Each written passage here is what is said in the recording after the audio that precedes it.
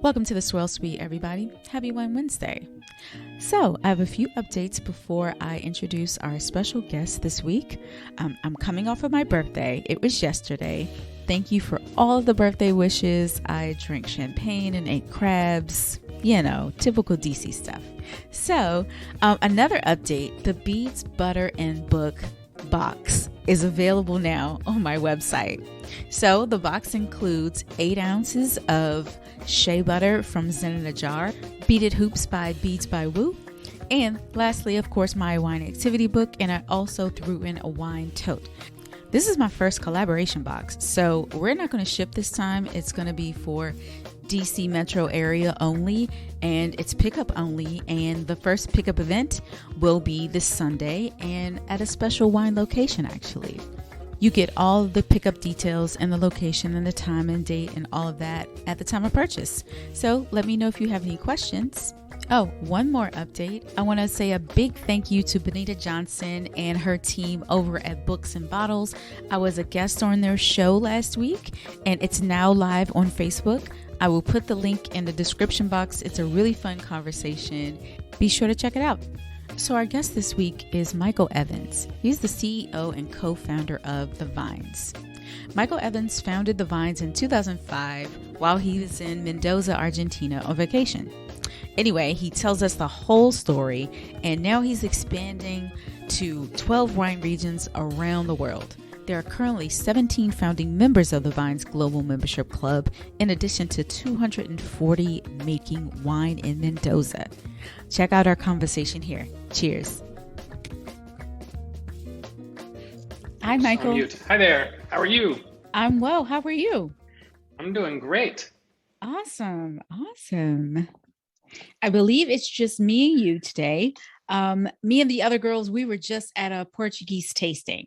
So cool. How was it? It was awesome. I absolutely love Portuguese wine. It's next on my bucket list to go. I can't wait. It's fantastic. You haven't been there. No.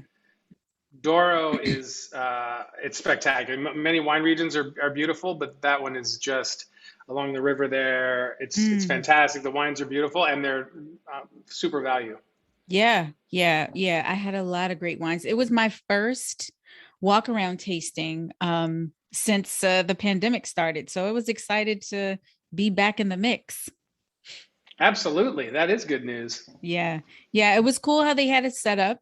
All of the producers were behind like a glass shield, like a hard plastic or a glass shield. And all of us, we had to provide some sort of vaccination records or negative COVID tests. And they had little boxes of food that you could take with you on the way out. So it was very organized. I loved it. It's coming together. I mean, people we're figuring it out. I mean, I'm in Barcelona now and things are starting to get back to normal. Okay. Yeah. One of our co-hosts, she lives in Paris, and she was telling us about all of the changes that she had to make. They have to have their records on their phone wherever they go to show it, be ready to show it. Yeah, and here in Spain, it's not so much. I'm actually going to Champagne next week, and so we'll see how it is there. It's in Spain and in Italy. They say you need to show it, but in practice, I don't think anybody asked me other than the airport. Interesting. Huh? How about that? Well, we can get started. Great. So welcome to the Swirl Suite. Thank you. Glad to be here. Yeah, we're so happy to have you. For anybody who doesn't know you, talk a little bit about yourself. Introduce yourself. So I'm Michael Evans, born and raised in Washington, D.C., been a wine lover forever. I think probably You're kidding. I didn't realize you were from D.C. I grew up in D.C. too. Awesome. Oh, did you? I live right now. I grew up in Tenley Circle and went to school at Wilson. I went to Wilson too. Wow. I think mine was many, many years before yours were. Yeah. Well, go ahead. I didn't want to interrupt you, but I had to say that. That's awesome. No, absolutely. I graduated in 83. 98 for me. Yeah, and I absolutely loved it. So I grew up in DC and I'd always kind of been into wine once I got old enough to drink it. And then I bopped around, worked on a number of political campaigns, was living in Los Angeles, And then I went to Argentina for what I thought was going to be a 3-week vacation. That was 16 years ago, and I'm basically still there. I just completely fell in love with the place. Never expected I would continue to be there 16 years later. It always seemed like, okay, I'll stay 6 months, I'll stay a year, I'll stay 2 years, and now 16 years later, it's amazing. But when I went there, I'd always had this kind of dream or fantasy of owning a vineyard and making wines, but it just seemed impossible, either too expensive or unapproachable, unattainable. And when I was there, I realized that Mendoza at the time, and to many extent still is, felt like Napa 50 or 60 years ago. It's a long way to go. I mean, the wines are fantastic. There's great value. Vineyards are cheap. The people are amazing. But the wines and the infrastructure, the ability to buy there was very inexpensive, and there weren't very many kind of hospitality offerings at the time. So originally, my idea was I came across a guy who's now one of our partners, who his family had been making wine in Mendoza for generations, 2 generations.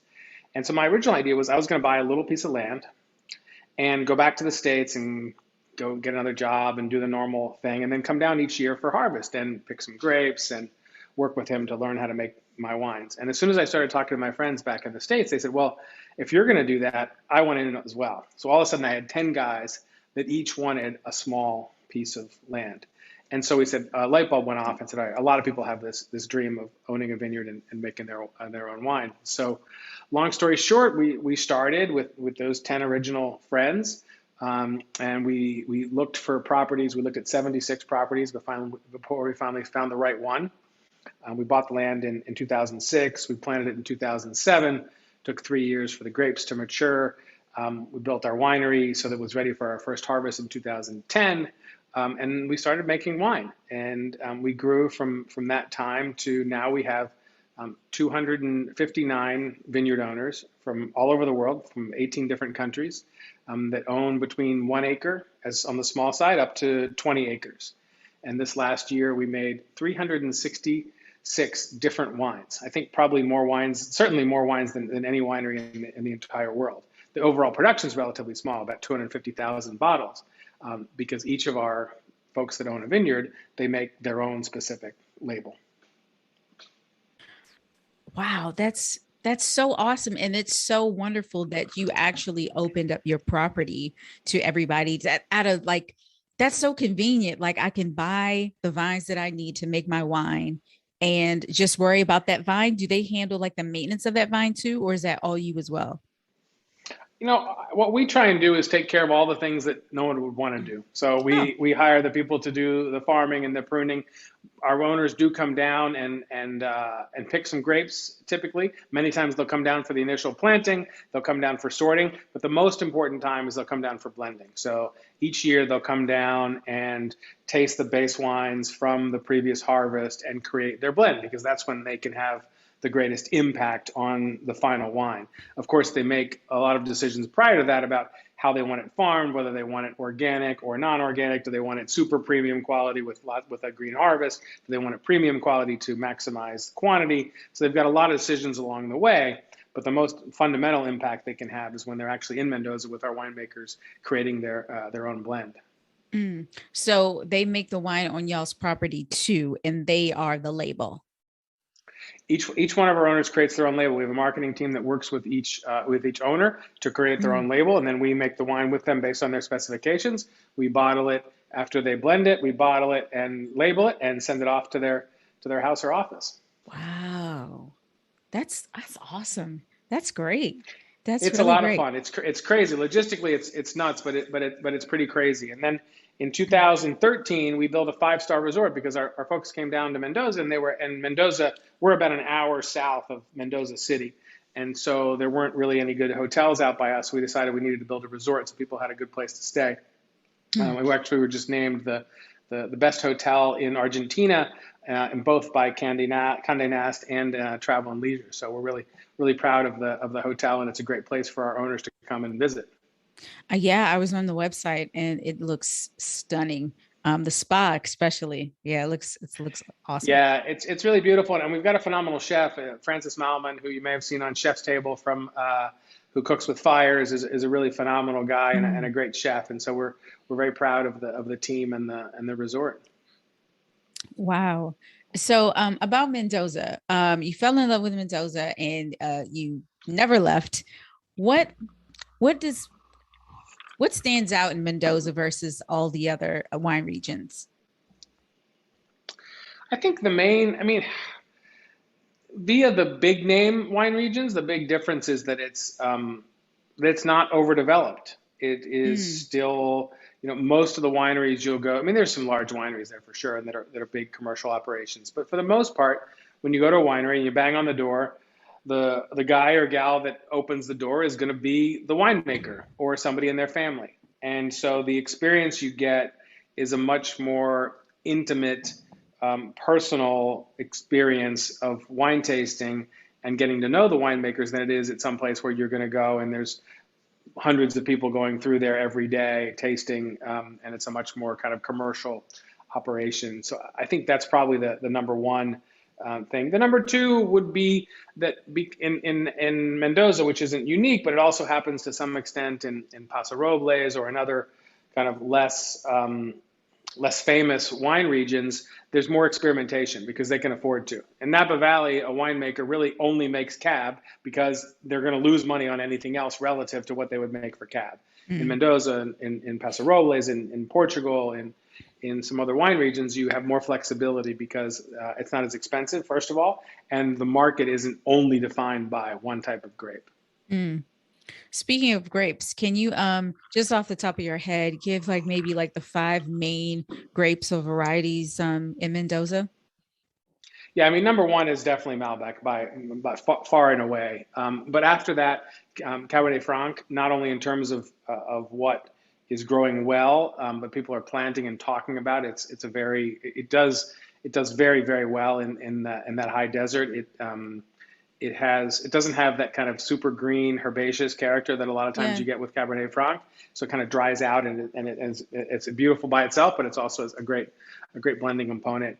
And then really, I mean, Mendoza has really been driven by the Bordeaux varietal. So after Malbec and Cabernet Franc, you've got, Merlot and Cabernet Sauvignon, which are, um, they're good. I don't know that they're great generally. They're fabulous components for blending, but I think the real stars in Argentina are Malbec, Cabernet Franc, and Bordeaux style blends. Although coming up right behind that is a lot of Rhone blends and Mm. varietals. Grenache is doing beautifully. There's some really nice GSMs that are being produced. It's a very flexible terroir. It's very partially because of the drip irrigation and despite the heat and the high altitude, we're able to grow a lot of different varietals. In fact, we have 33 different varietals planted at the vines. Mm. Wow. So as far as like whites and rosés, are people more or your consumers more into like the big reds more than the whites and the rosés? I think it's changing. I mean, Argentina certainly has been known for big reds, Mm-hmm. but I think that I don't know. As I get older, I certainly am trending towards less intense wines, less lower alcohol wines, and I think that's true for a lot of people. So people love their big reds, but they're blending a little more. Sweetness, a little less alcohol, a little more approachable wines than they may have in the past. And there's also some beautiful whites and a lot of the Rhone varietals that I mentioned, especially the GSMs and the blends are less intense and yet beautiful wines. Hmm. Hmm. So this is a really interesting concept that you have going here. Are you going to continue to grow in Mendoza or are you going to like would you explore other regions in the same way? So that's actually what we started. So we like, I'm sure you love wines from one region, but you always want to try something new and something Mm-hmm. interesting and check out a new spot. And so for us, because of the economics in Napa or Bordeaux or Douro or somewhere like that, to be able to have this model where people actually own the land, would be Mm-hmm. very difficult. I mean, an acre of land in, in Montalcino is going to be well over $1 million. In Mendoza, it's 75 or $100,000. So it's something that's much more approachable. So the model that we have in Mendoza really doesn't translate well internationally, but we Mm-hmm. still need to make wine, and we have this desire to make wine in other places. And so what we've done is we've created partnerships with wineries around the world that are interested in really passionate winemakers coming to them, wine lovers really, or wine lovers that are becoming winemakers, Mm-hmm. to coming to them and blending wines with them. So we started with Giacomo Neri in Montalcino at Casanova de Neri, who's got 700 point wines, a phenomenal winemaker. And we brought a group of our of our members out to Montalcino to blend wine with him. And so he's already got the vineyards, he's got the infrastructure, he's got the winery and the know-how to make a phenomenal Brunello di Montalcino. And so we took our members there and we spent a couple days with Giacomo learning about Sangiovese, learning about the terroirs of Casanova de Neri and the terroir of Montalcino, and so that we could understand this and create a blend. And of course, a Brunello being required 100% Sangiovese, you might think that there's not a whole lot to blend because you're not putting a little Merlot in that. You're not putting a little Syrah to spice it up. You really can only play with Sangiovese, and the diversity of the terroirs, despite having one grape, was phenomenal. And so we spent a couple of days with Giacomo, and our members created their own blends. And we did this in 2019, right before everything kind of shut down for COVID. And we Mm-hmm. blended the 5-star vintage 2016. So just recently, we bottled and labeled these wines. So these wines that our members made in 2019 are now, with their own custom labels, being shipped out to our members in the States and Brazil and in London, and from this phenomenal vineyard. And in fact, 2 weeks ago, I was in Montalcino with Giacomo trying the wine with him. The first time he had tried it in the bottle. And as you may know, he really only makes single varietal, single vineyard wines. And so for him, blending across vineyards was a little crazy. And I'm not sure he was completely convinced, but he tasted the wine and really, I think he thought it was an excellent wine and a fair reflection of the vineyards and his terroir. So we were really happy with those results. So not only are now our members making wine in Montalcino, but also in Champagne with Champagne Drapier, in Germany with Dr. Lawson, in Spain in Priorat with Terroir Al Limit, in Oregon with Alexana, making some fabulous Pinots, in Napa Valley Cabernet, of course, with Hourglass in Napa Valley, and in Paso Robles, California with Booker. So we've got these 8 sites currently where our members can go and make wine, and then we'll expand over time. Over the next couple of years, we'll add another 7 or 8 sites. Hmm. So is there a Wines of Mendoza wine club that has access to all of the producers in your membership? So there's the Vines of Mendoza, where people can purchase their own vineyard, Mm-hmm. and we manage it for them. And then there's the Vines International Membership Club, where people become members and then they can make wine at any of these sites. And one of the Gotcha. things that we've realized is that while making wine is the driver for some of our members, equally important are 2 other things. And one is it's a curated set of experiences that you really can only access by knowing somebody or living somewhere. And so when we go to Montalcino and we go truffle hunting with the cousin of the winemaker, or we take a pasta making class from them, or we go and have lunch at Sesti, or we go and do a tasting at Cupano, these are experiences that, even if you've got the Amex Black Card, it's tough to get these and have these curated experiences. So it's winemaking, curated experiences. And the other piece that we've realized is that there's something about the community. And so we do these trips, and typically we'll go for 3 or 4 days to these wine regions with no more than 22, 23 people.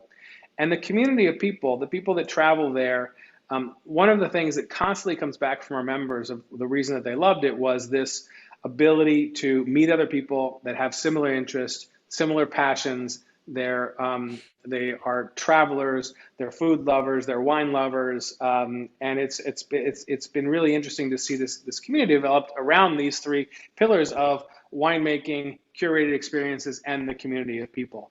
And so we're really enthusiastic about our members and their ability to continue to enjoy wine and travel together. Wow. That's awesome. That's really, you got to come on one of our trips with us. Of and check course. it out in person. Yeah, I love that. I would absolutely love that. So you mentioned that it's hard to get in sort of in your community. If someone listening is interested and wants to find all about you and your producers and your wines, what should they do? So 2 spots. One is our international club. If you want to make wine all over the world, then it's the-vines.com, the-vines.com. And then for our Mendoza project, if you want to have kind of a more permanent connection with your vineyard, then that's at vinesofmendoza.com. Awesome. And so if everybody wants to follow you in your individual projects, are you on social media? Can they follow you? Yeah, we are the Vines Winemakers on Instagram, and also Vines of Mendoza on Instagram. Awesome. I'll put all of these links in the description box so everybody has access to them. Fantastic. Yeah, well, this is fantastic. Thank you for taking the time to join the Swirl Suite. My pleasure. Well, I love the work that you guys are doing and hope to actually swirl some wine together soon. Yeah, absolutely love that. Let us know the next time you're in DC. Will do. I love it. Fantastic. Awesome. Well, thank you so much. You take care. You're welcome. Bye-bye. All right. Bye-bye. Thanks for joining the Swirl Suite, everybody. I hope you enjoyed this mini episode with me and Michael. Stay tuned next week. We have a very special guest straight out of Baltimore. Don't forget to share this episode, like, subscribe, and we love the comments. Cheers.